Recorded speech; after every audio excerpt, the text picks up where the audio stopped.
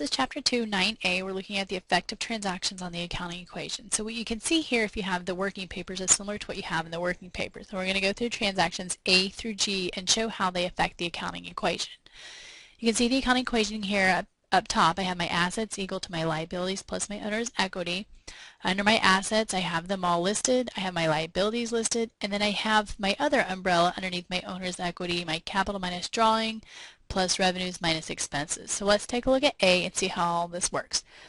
A says that I invested cash in the business for $18,000. Well, if I invested cash in the business, that means I now have $18,000 in cash. So I would put that right here. And then I'm going to go over, that's one half of my accounting equation that I increased, so I need to increase the other side, and that's going to go into my capital account. So I invested cash, it increases my cash, and it increases my capital. On B, I bought office equipment for $4,600. That's how much I have in office equipment. I paid $200 of it in cash, and I paid $2,600 on account, meaning I will pay that later. So the first thing I want to do is record my asset. I now have $4,600 in office equipment, so I need to record that $4,600 here. That's on the left side of the equation. On the right side, I need to record how, well, not necessarily the right side, left too, to record how I paid for it. Well, it says that I paid $2,000 in cash, so this is going to be a negative $2,000, and you'll see it puts it in parentheses, all right? So you can see that the difference on the left side is $2,600, so I need to put $2,600 on the right side. And since I only paid $200 in cash, the other $2,600 is going to go to my accounts payable, showing that I owe it, and at some point I will pay it. On C, I paid 1-year insurance premium. So anytime it says I paid something, that means it's going to decrease my cash. So I will subtract out $1,200 in cash. And what did I get for my cash? Well, I got an insurance premium that's going to provide benefit to my company in the future, $1,200 worth, until we use it up and expire it, which we'll show in future chapters.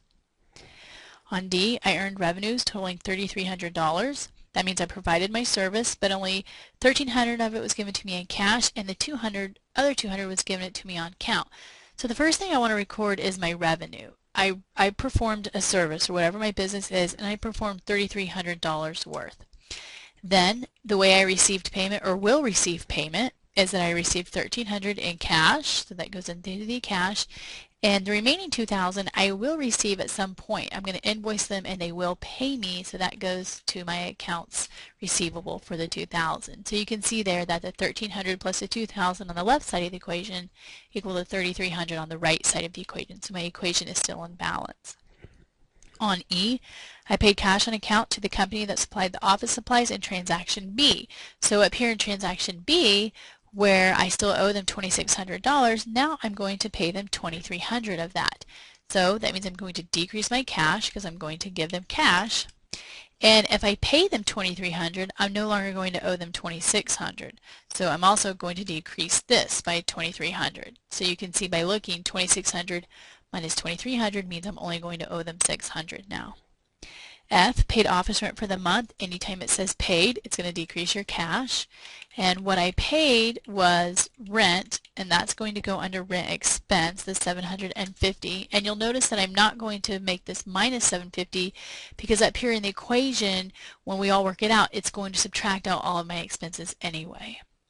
Then on G, I withdrew cash for personal use. So anytime you go to the ATM and withdraw money, it decreases your amount of cash.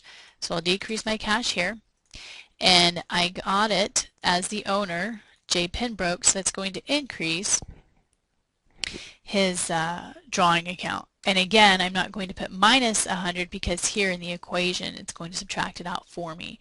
So if I add everything up and balance everything out, I get a balance there of that. And if I just put that all the way across, ignoring, this would be plus